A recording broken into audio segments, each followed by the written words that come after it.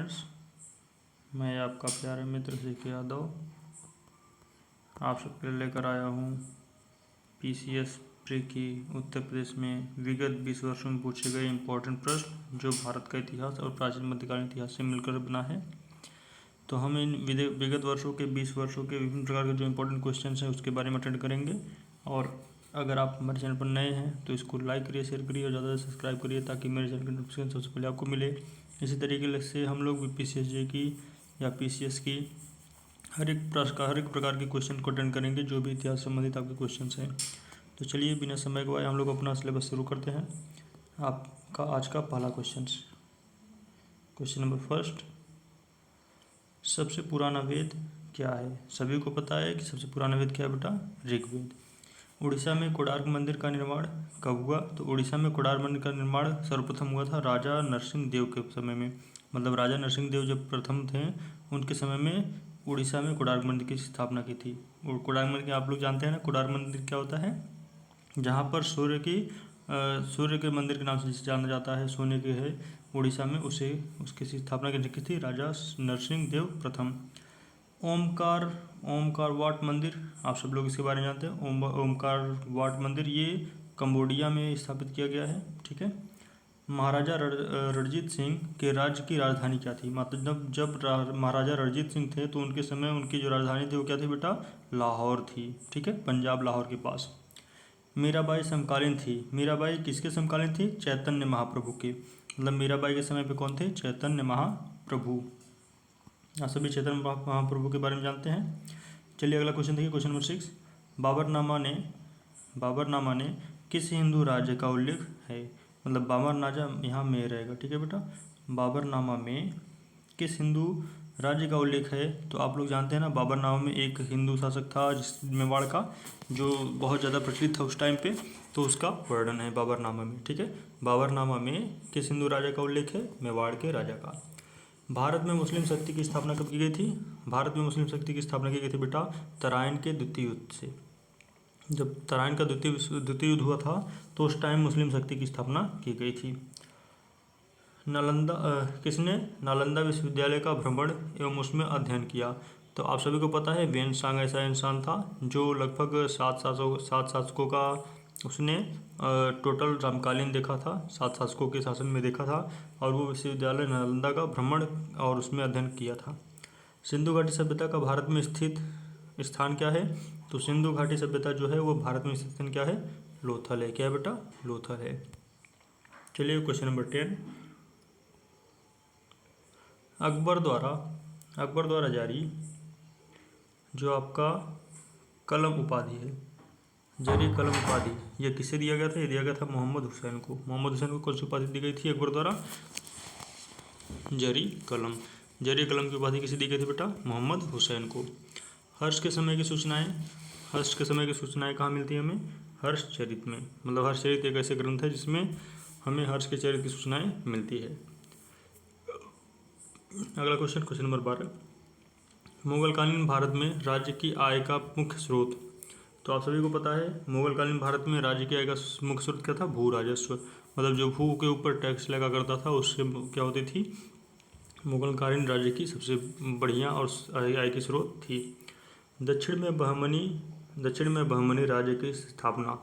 दक्षिण में बहमनी राज्य की स्थापना किसने की थी? हसन गंगू ने। मतलब हसन गंगू जी ने क्या किया था? दक्षिण में बहमनी राज्य की स्थापना। आप सभी जानते हैं अष्टप्रधान मंत्रिमंडल किसने बनाया था बेटा? शिवाजी के शासन में बनाया गया था। किसके शासन में? शिवाजी के शासन में। शिवाजी ने ही अष्टप्रधान की स्थापना की थी ना। तो अगला देखिए, अमीर खुसरो दरबारी कवि था। ये कई बार क्वेश्चन पूछा गया, आप सभी को पता भी होगा। अमीर खुसरो दरबारी जो इसका था बेटा? अलाउद्दीन खिलजी का। अमीर खुसरो किसका दरबारी था? अलाउद्दीन खिलजी का। अगला क्वेश्चन, चोल प्रशासन की विशेषता क्या है? तो चोल प्रशासन की विशेषता थी ग्राम प्रशासन की स्वनियंत्रणता। मतलब ग्राम प्रशासन की जो स्वतंत्रता होती थी वह चोल शासक की सबसे बड़ी प्रशासन से विशेषता होती थी। तो चोल शासक की सबसे विशेषता क्या होती थी? ग्राम प्रशासन की स्वायत्तता। कर्नाटक जो युद्ध हुआ था उसमें वह किसके मध्य हुआ था बेटा? तो कर्नाटक का युद्ध सभी को पता है अंग्रेजों और फ्रांसीसियों के बीच हुआ था अपने व्यापार को लेकर के। ठीक है, तो कर्नाटक का युद्ध किसके बीच हुआ? अंग्रेजों और फ्रांसीसियों के बीच। Question number 18। मध्यकालीन भारत के यशस्वी विधिवेत्ता थे। मध्यकालीन भारत के यशस्वी विधिवेत्ता की बात करें तो विधिवेत्ता सबसे अच्छे कौन थे? विज्ञानेश्वर जी। कौन थे? विज्ञानेश्वर जी, जो मध्यकालीन भारत के सबसे विधिवेत्ता थे। ठीक है, अगला क्वेश्चन देखते हैं। क्वेश्चन नंबर जो आपका संबंधित है 19, यह 1996 के बाद से संबंधित है। ठीक है, यहाँ हमने आपका सेम में लिख दिया कि कौन से कौन से सन तक आपका कौन सा चैप्टर क्वेश्चन संबंधित है। तो देखिए, युद्ध में प्रथम बार एक पक्ष द्वारा तोपों का प्रयोग। तो सभी को पता है कि युद्ध में प्रथम बार तोप कौन लाया था बेटा? पानीपत के प्रथम युद्ध में। और किसने किया था? बाबर ने। किसने किया था बेटा? बाबर ने किया था पानीपत के प्रथम युद्ध में। टोपरा तथा मेरठ से 2 अशोक स्तंभ दिल्ली लाया। किसने लाया? फिरोज शाह तुगलक ने। किसने लाया था बेटा? फिरोज शाह तुगलक ने। मतलब फिरोज शाह तुगलक ने टोपरा तथा मेरठ से 2 अशोक स्तंभ दिल्ली में लाए। सुमेलित नहीं है, आपका एक क्वेश्चन बना था सुमेलित नहीं है का 1996 में। क्या सुमेलित नहीं बेटा? कालीबंगा का जो हरियाणा राज्य है यह संबंधित नहीं है, बल्कि हरियाणा नहीं होकर के उसका क्या होगा? राजस्थान होगा, क्योंकि कालीबंगा आपका कहाँ है? राजस्थान के पास है ना, पंजाब के ठीक नीचे। अगला देखिए, सोनगिरी का ऐतिहासिक दिगंबर जैन तीर्थ स्थल है, मध्य प्रदेश में स्थित है। क्या कहा गया कि सोनगिरी का ऐतिहासिक दिगंबर जो जैन तीर्थ स्थल है वो कहाँ स्थित है? मध्य प्रदेश में स्थित है। पैगंबर हजरत मोहम्मद का जन्म कब हुआ था? सभी को पता है 570 ईस्वी में। और 510 ईस्वी में उन्हें क्या मिली थी बेटा? 510 ईस्वी में पैगंबर हजरत मोहम्मद को क्या मिला था? ज्ञान की प्राप्ति हुई थी हीरा नामक गुफा में। मतलब हीरा नामक गुफा में 510 ईस्वी में उन्हें ज्ञान की प्राप्ति हुई थी। और वहीं 570 ईस्वी में क्या हुआ था बेटा? 570 ईस्वी में उनका जन्म हुआ था। अगला देखिए, बौद्ध धर्म तथा जैन धर्म दोनों का विश्वास किसमें था? कर्म तथा पूर्वजन्म सिद्धांत। ठीक है, क्या था? कर्म तथा पूर्वजन्म सिद्धांत। मतलब जैन धर्म और बौद्ध धर्म मानते थे कि आपका कर्म ही पूजा है, और आप पुनर्जन्म में अगर आप इस जन्म में कर्म अच्छा कर दें तो अगले जन्म में और अच्छा, मतलब आपका जब अगला जन्म होगा वो सबसे अच्छा होगा। तो इसलिए बौद्ध धर्म और जैन धर्म किसमें विश्वास करते थे बेटा? कर्म तथा पुनर्जन्म में। पंजाब में अमृतसर नगर की स्थापना किसने की थी? बहुत इंपॉर्टेंट क्वेश्चन है। पंजाब में अमृतसर की नगर की स्थापना किसने की थी? गुरु रामदास द्वारा। मतलब गुरु रामदास द्वारा पंजाब में अमृतसर की स्थापना की गई थी। अगला चलते हैं, क्वेश्चन नंबर 26।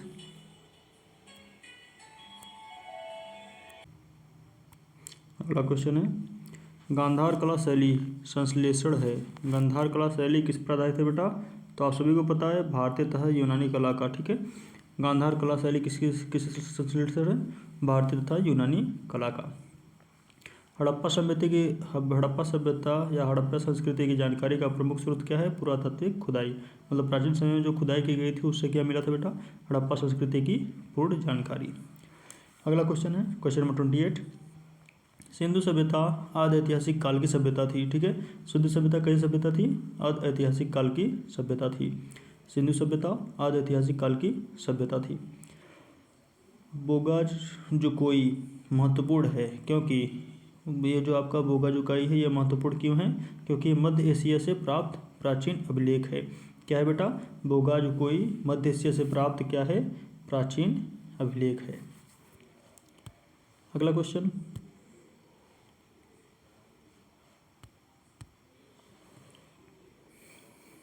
किसने आर्यों के आदि देश के बारे में लिखा है? मतलब आर्यों के आदि देश के बारे में किसने लिखा है? बाल गंगाधर तिलक ने। बाल गंगाधर तिलक ने किसके बारे में लिखा था? आर्यों के आदि देश के बारे में। मतलब आर्यों का प्रारंभिक देश क्या था? मिलिंद पन्हु। मिलिंद पन्हु क्या है? एक पाली ग्रंथ है। क्या है बेटा? पाली ग्रंथ। मिलिंद पन्हु क्या है? एक पाली ग्रंथ। मिलिंद पन्हु क्या है? एक पाली ग्रंथ। अब रज्जुक कौन थे? रज्जुक जो मौर्य शासन था बेटा उसके एक अधिकारी थे। रज्जुक क्या थे? मौर्य शासन के एक अधिकारी थे। भाग और बलि क्या थे? राजस्व के स्रोत। मतलब राजस्व के 2 स्रोत हुआ करते थे, भाग और बलि। ठीक है, अगला जो सर्व है वो क्या होता था? सर्वकर किस पर लगाया जाता था? वो सिंचाई पर लगाया जाता था। किस पर लगाया जाता था?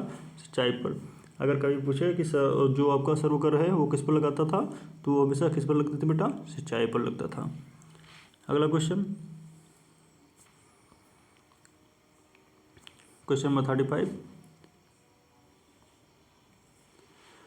आजीवक समुदाय के संस्थापक, आजीवक समुदाय के संस्थापक कौन थे, मिल्खली गोसाल। मिल्खली गोसाल किसके संस्थापक थे बेटा, आजीवक समुदाय, आजीवक समुदाय के संस्थापक मिल्खली गोसाल। चंद्रगुप्त का प्रथम या चंद्रगुप्त का प्रभाव पश्चिम भारत के सिंधु करने वाला अभिलेख, मतलब ऐसा कौन सा अभिलेख था जिसको देख करके सभी लोग पश्चिम के प्रभावित हुए और वहाँ के लोग भारत से संधि किए। रुद्रदामन का जूनागढ़ अभिलेख, जो रुद्रदामन था उनका जूनागढ़ का जो अभिलेख था वही क्या था, सबसे ज़्यादा इम्पोर्टेंट था और इसलिए चंद्रगुप्त का बहुत ज़्यादा प्रभावित हुआ पश्चिम देशों से। किस बौद्ध ग्रंथ में संघ जीवन के नियम हैं, तो सभी को पता है विनय पिटक में क्या है बेटा, विनय पिटक में बौद्ध ग्रंथ के संघ जीवन के नियम हैं। विनय पिटक में क्या है, बौद्ध धर्म के संघ जीवन के नियम। खजुराहो मंदिर कहाँ स्थित है, चंदेल के द्वारा बनाई गई। खजुराहो मंदिर किसके द्वारा बनाई गई, चंदेलों के द्वारा बनाई गई थी, चंदेल राज्य में। अब बात करते हैं 1976 में, 1997 में जो भी बोर्ड क्वेश्चन आपके आए थे आपका पीसीएस में, उससे संबंधित क्वेश्चन देखेंगे। प्रस्थानी में सम्मिलित नहीं है, तो क्या था बेटा, भागवत। कर्म का सिद्धांत संबंधित है, तो कर्म का सिद्धांत आपको भी बताया गया ना, कर्म का सिद्धांत किससे संबंधित है, मीमांसा से। आप लोग देखोगे दो मीमांसा है, उत्तर मीमांसा और मीमांसा, तो किससे संबंधित है बेटा, मीमांसा से। मानव द्वारा सर्वप्रथम प्रयुक्त अनाज, मतलब मानव ने सबसे पहले कौन सा अनाज का प्रयोग किया था, चावल का किया था। किसका प्रयोग किया था बेटा, चावल का, मतलब मानव ने सबसे पहले किस अनाज का प्रयोग किया, चावल का प्रयोग किया। अगला क्वेश्चन, इसमें एक क्वेश्चन था जिसमें पूछा गया था कि कौन सा ऐसा है जो सुमेलित नहीं है, तो उसमें सब सुमेलित थी, बस क्या सुमेलित नहीं था कि राजा राम मोहन राय ने ब्रह्म समाज की स्थापना की। सभी को पता है राजा राम मोहन राय ने आर्य समाज की स्थापना की थी, ना कि ब्रह्म समाज की। ब्रह्म समाज की स्थापना किसने की थी बेटा, ब्रह्म समाज की स्थापना की थी पंडित दयानंद सरस्वती ने। अगला क्वेश्चन,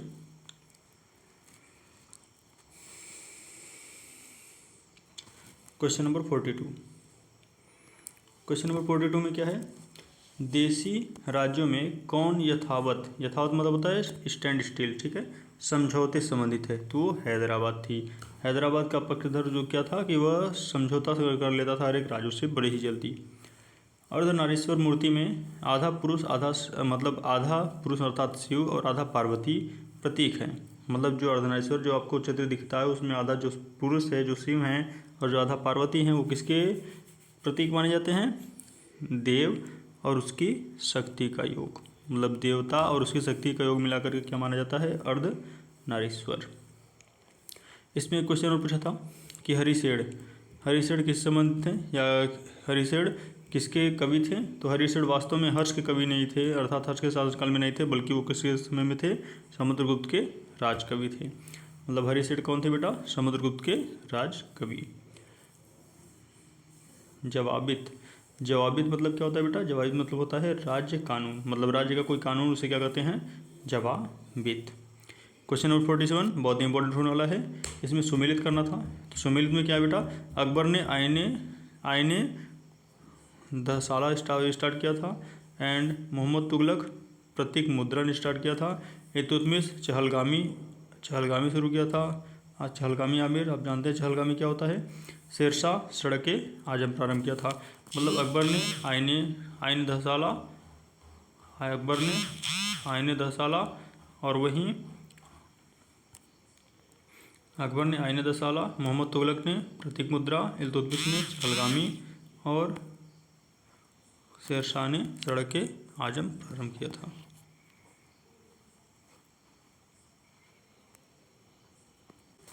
अगला क्वेश्चन नंबर 48 में आप सब एक चीज़ देखेंगे कि यहाँ आपको दो ऑप्शन दिख रहे हैं ना, कथन ए और कथन बी। कथन बी में आपको क्या करना था, इसमें एक क्वेश्चन दो में से एक क्वेश्चन सही था, एक ऑप्शन सही था, उसके बारे में बताना था। तो चलिए देखते हैं क्वेश्चन नंबर 48 में जो कथन ए है वो ज़रा समझिए। राज्य के मामले में शिवाजी एक मंत्रिपरिषद से परामर्श लेता था, ये बात सही है, अथवा प्रत्येक मंत्री अपने विभाग का स्वतंत्र प्रभार रखता था, ये सही है। तो इन दोनों में कौन सा सही है बेटा, बताइए आप।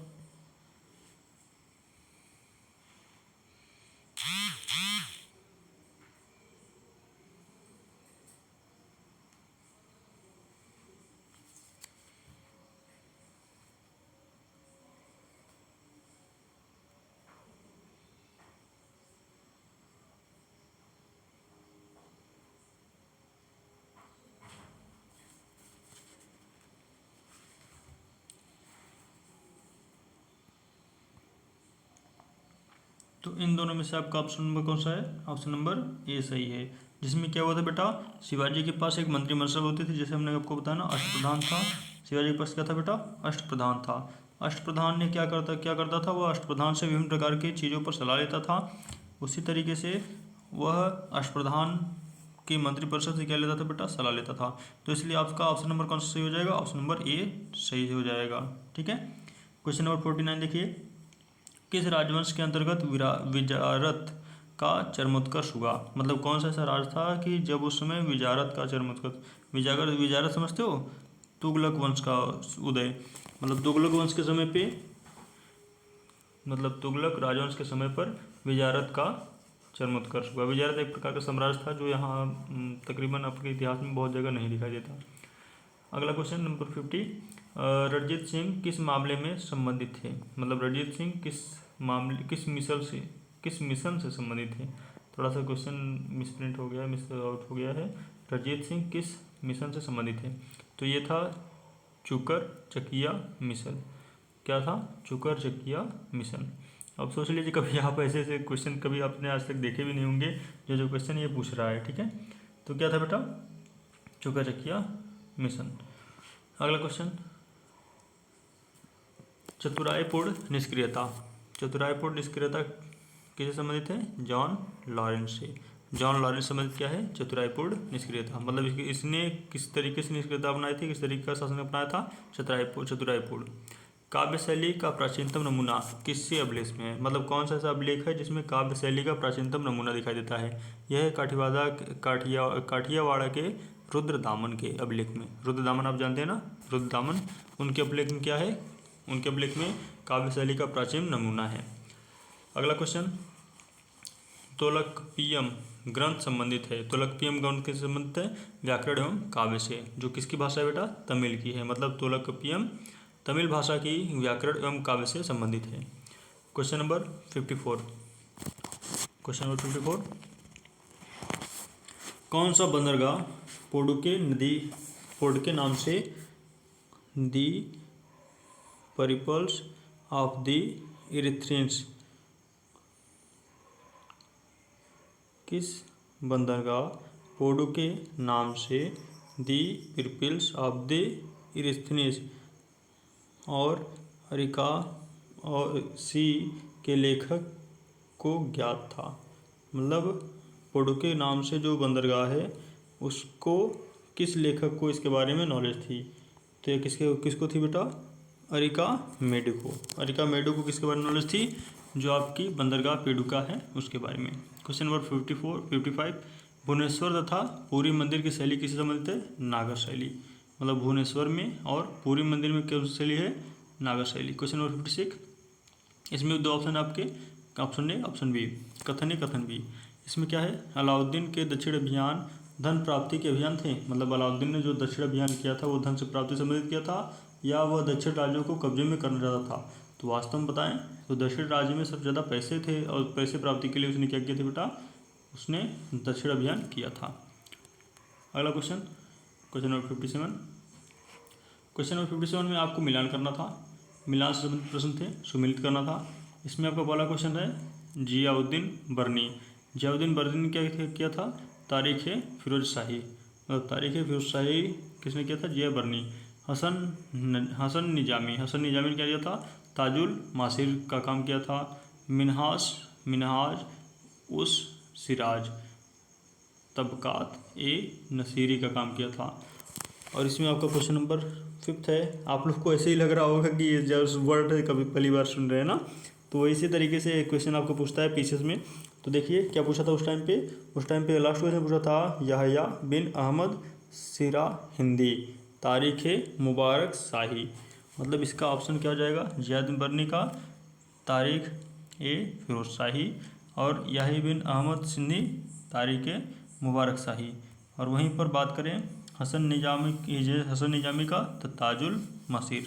और वहीं बात करें मिनहाज उस सिराज का तो इसका हो जाएगा तबकात ए नासिरी। अगला क्वेश्चन नंबर 58 में आपको दो ऑप्शन दिखेगा, दो ऑप्शन में से आपको एक ऑप्शन सही है और एक ऑप्शन रॉन्ग है। तो चलिए देखते हैं कौन सा ऑप्शन सही है कौन सा ऑप्शन रॉन्ग है। पहला क्वेश्चन 1750 ईस्वी तक मराठा साम्राज्य पेशवा की अध्यक्षता में एक परिसंघी बन गया था। तो मराठा साम्राज्य पेशवा की अध्यक्षता में क्या वास्तव में 1750 में परिसंधि बना हुआ था। और दूसरा है साहू के उत्तराधिकारी पेशवा की इच्छा पर निर्भर थे।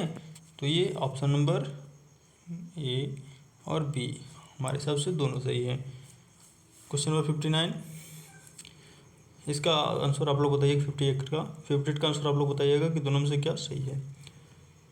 ताम्रपाषाण में महाराष्ट्र के लोग मृतकों को किस प्रकार से दफनाते थे। तो सभी को पता है उत्तर से दक्षिण दिशा की तरफ दफनाते थे। मतलब जब कोई मरता था तो ये पूर्व पश्चिम होता है ना बेटा, पूर्व यहाँ, पश्चिम यहाँ, फिर उत्तर यहाँ, फिर दक्षिण यहाँ। तो लोग उत्तर और दक्षिण की तरफ करके लोगों को दफनाया करते थे। अगला क्वेश्चन नंबर 60। हम लोग 100 क्वेश्चन देखेंगे पीसीएस के, डेली हम लोग 100 क्वेश्चन देखेंगे इंपॉर्टेंट क्वेश्चन।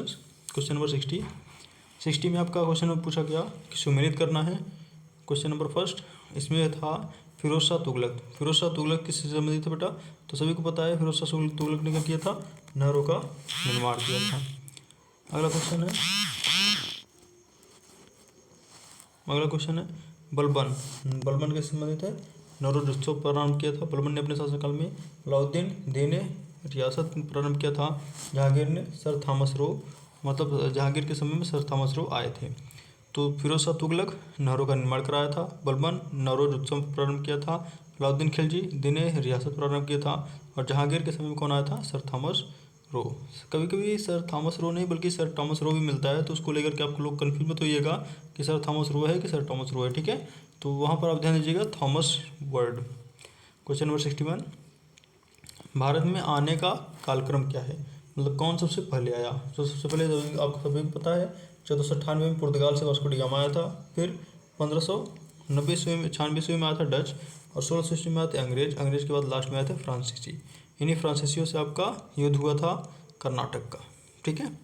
क्वेश्चन नंबर 62 किसका संकलन, ये क्या है यार, टंटवेद पर आधारित है। सामवेद है कि ऋजुवेद है, कौन सा वेद है बेटा, पता नहीं क्या लिख दिया है। कौन से वेद पर आधारित है, तो सामवेद का।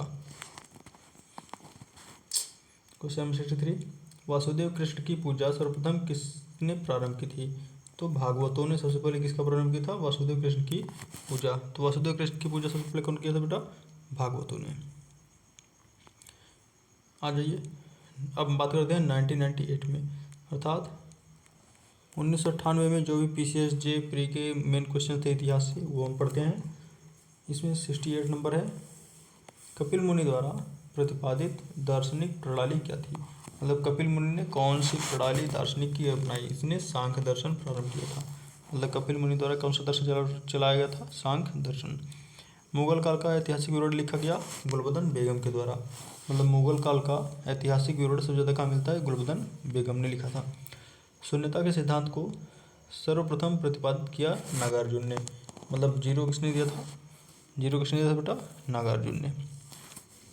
एलोरा में गुफाओं का क्वेश्चन 71 एलोरा में गुफाओं का शैलकृत मंदिरों का संबंध है हिंदू, बौद्ध और जैन से।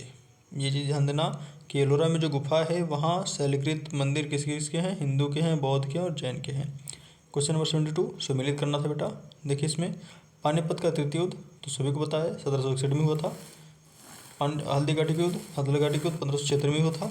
1576 में ये 1576 में आप सभी को पता होगा हल्दी घाटी के किसी बीच हुआ था। तराइन का युद्ध 1192 में हुआ था। आसिरगढ़ का युद्ध 1621 में हुआ था। तो आप सभी को पता होगा मुगलों द्वारा ये भी लड़ा गया था, मुगलों द्वारा ये भी लड़ा गया था और मुगलों द्वारा ये भी लड़ा गया था। बस यही एक तराइन का युद्ध है जो किसी अन्य के बीच हुआ था। क्वेश्चन नंबर 73, राज्य के खर्च पर हज की व्यवस्था फिरोज शाह तुगलक ने किया। मतलब हज यात्रा के लिए व्यवस्था किसने किया? फिरोज शाह तुगलक ने, जो राज खजाने से सभी को व्यवस्था दिया करता था हज जाने के लिए। क्वेश्चन नंबर 74, अकबर द्वारा अपनाई गई सुलह कुल की नीति आधारित किस पर थी? मतलब जिसने सुलह कुल नीति प्रारंभ की थी वो किस पर आधारित थी?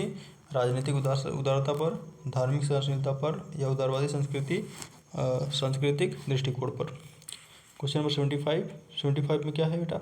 किस स्थल की खुदाई से प्राचीनतम लौह के उपयोग के प्रमाण मिले हैं? मतलब ऐसा कौन से जगह पर खुदाई की गई थी जहाँ पर प्राचीनतम लौह के प्रयोग के प्रमाण मिले बेटा? अतरंजी खेड़ा एक ऐसा स्थान है जहाँ पर लोहे के प्रयोग का सबसे पहला प्रमाण मिला है।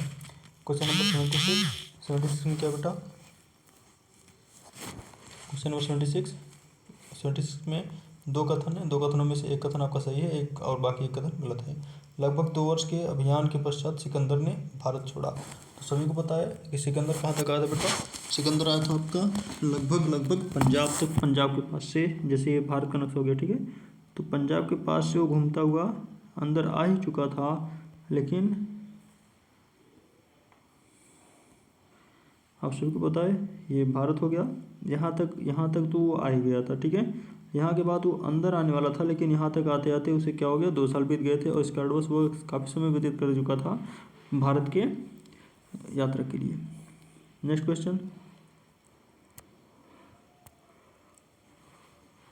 नंबर 76 हो गया। 77, किस समाज सुधारक संगठन की स्थापना महाराष्ट्र में हुई थी? तो महाराष्ट्र में योग क्षमा सभा की स्थापना की गई थी। महाराष्ट्र में किसका स्थापना किया गया था? योग क्षमा सभा। क्वेश्चन नंबर 78,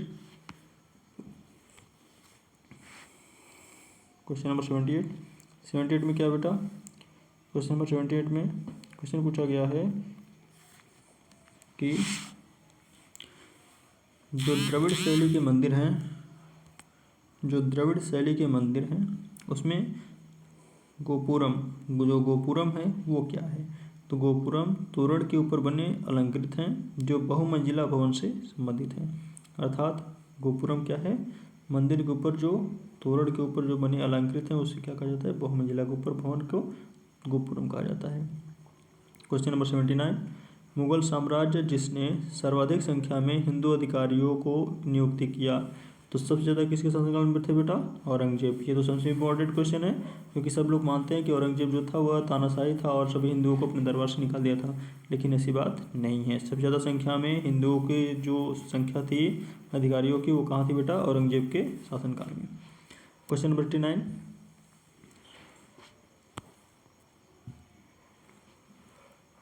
जहांगीर के दरबार में पक्षियों का सबसे बड़ा चित्रकार, तो पक्षियों का सबसे बड़ा चित्रकार कौन था? मंसूर था। आप सभी ने मंसूर के बारे में समझा होगा, सुना भी होगा, जाना भी होगा। क्वेश्चन नंबर 90, बौद्ध धर्म के विषय में सही उल्लेख क्या है? तो सभी को पता है बौद्ध धर्म के उल्लेख में बौद्ध धर्म के विषय में सही उल्लेख क्या है, सही कथन क्या है? उसने वर्ण एवं जाति को अस्वीकार कर दिया। मतलब जो बौद्ध धर्म थे वो क्या थे बेटा? वो ना ही वर्ण मानते थे और ना ही किसी की जाति मानते थे। उसने ब्राह्मण वर्ग को सर्वोच्चता तथा सामाजिक को कोई चुनौती दी। मतलब सामाजिक को कोटि अर्थात कई प्रकार की चुनौती दी। क्वेश्चन नंबर 91, कालिदास द्वारा रचित मालवी काग्निमित्र नाटक के नायक कौन है? तो इसके नाटक कौन है बेटा? अग्निमित्र। क्वेश्चन नंबर 92, होलियोडेरस का बेस नगर अभिलेख संदर्भित है। ये किससे संदर्भित है? वासुदेव से संदर्भित है, अर्थात वासुदेव से जुड़ा हुआ है। क्वेश्चन नंबर 93, आज हम लोग बस 100 क्वेश्चन देखेंगे, ठीक है। अब हम लोग आ गए हैं नए सन में 1999 में। 1999 में मेरी पैदाइश थी, ठीक है। ये मेरे डेट ऑफ बर्थ के समय का है जो पीछे जी में क्वेश्चन पूछता था। अब सोच लो उस समय का क्वेश्चन आंसर इतना हार्ड होता था, तो आज के समय में कितना हार्ड होगा। सभी लोग कहते हैं पीछे से निकालना आसान था, लेकिन उस समय जो लोग पढ़ने वाले थे वो लोग निकाले थे। उन लोगों का खुद ही सोच लीजिए आप लोग कितना हार्ड, कितना कैसा पेपर उठ रहा होगा आज की अपेक्षा। तो चलिए अब अपने हम डेट ऑफ बर्थ के पास पहुंच गए हैं और आज हम टोटल क्वेश्चन अटेंड करेंगे 100 क्वेश्चन। क्वेश्चन नंबर 93 में क्या होगा?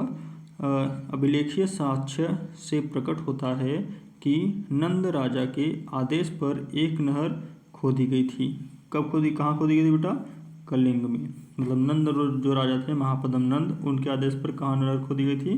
कलिंग में। कौन बुद्ध के जीवन काल में ही संघ प्रमुख होना चाहता था? देवदत्त। आप सभी को पता है देवदत्त जो थे वह बुद्ध के जीवन समय में ही क्या होना चाहते थे? संघ प्रमुख होना चाहते थे।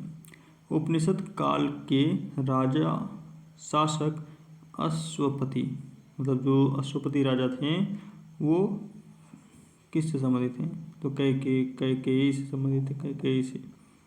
उपनिषद काल में जो राजा शासक थे अश्वपति, वो किससे संबंधित थे? कैकेयी से। नचिकेता एवं यम संवाद है, ये किसका संवाद है? कठोपनिषद का। कठोपनिषद में इसके संबंधित है नचिकेता एवं यम। क्वेश्चन नंबर 97, वैदिक नदी कुंभा कहाँ बहती है बेटा? तो आप सभी को पता है वैदिक नदी कुंभा जो है वो कहाँ बहती है? वह आपका बहती है अफगानिस्तान में। कहाँ बहती है? अफगानिस्तान में। नेक्स्ट क्वेश्चन नंबर 98, अनवार जो आपका अनवार है, ठीक है, क्या है? अनवार है सुहेली। अनुवाद है, किसका अनुवाद है? पंचतंत्र का। पंचतंत्र का अनुवाद क्या है बेटा? अनवार सुहेली। अगला क्वेश्चन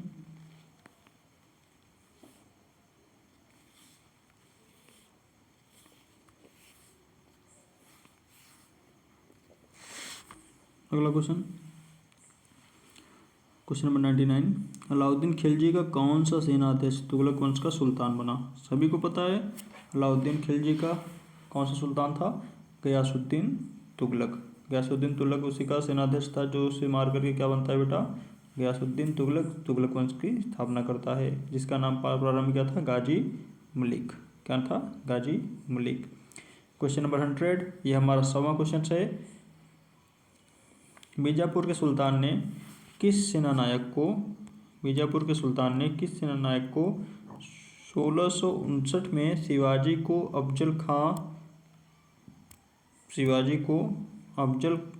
को दबाने के लिए भेजा था? बीजापुर के सुल्तान ने सेनानायक को 1659 में शिवाजी को दबाने के लिए किसे भेजा था? तो अफजल खां को भेजा था। अफजल खां उस समय बहुत ज़्यादा प्रचलित था, कहाँ? बीजापुर के सेनानायक के रूप में। तो ये हमारा 100 क्वेश्चन हो गए। किसका? PCSJ का। PCSJ का हम डेली और PCS के डेली हम लोग क्या देखेंगे बेटा? इम्पोर्टेंट क्वेश्चन देखेंगे जो हाल ही में आए हुए थे या आपके बोर्ड एग्जाम के लिए बहुत ही इंपॉर्टेंट थे, PCSJ के लिए इम्पोर्टेंट थे। और इसी तरीके से हम लोग डेली कुछ ना कुछ नई चीज़ें सीखेंगे। और मैं आशा करता हूँ कि आपको मेरा वीडियो अच्छा लगा होगा। इसे ज़्यादा से ज़्यादा लाइक करिए, शेयर करिए, सब्सक्राइब करिए। मैं आपके प्यारे मित्र CK यादव और आप देख रहे हैं लॉ बीम्स।